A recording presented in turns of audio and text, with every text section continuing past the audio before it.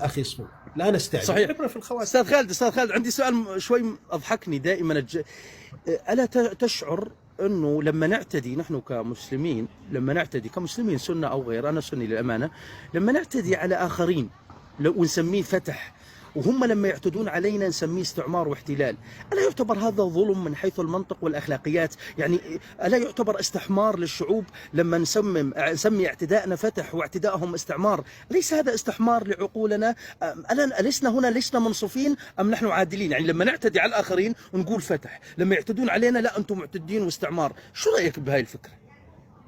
أنت انظر نحن بماذا بماذا فتحنا لهم وماذا عرضنا عليهم، وانظر هم ماذا يعرضون علينا. نحن عرضنا دين الله سبحانه وتعالى، وهم مش عرضنا. يعني.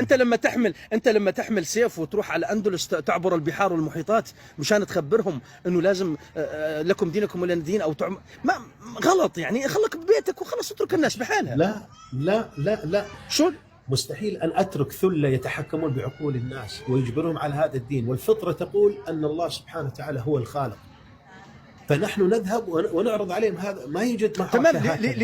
لماذا لا تعرض الدين عبر الفتوحات، تعرضه بالبخور والورود وليس بسيف الله المسلول؟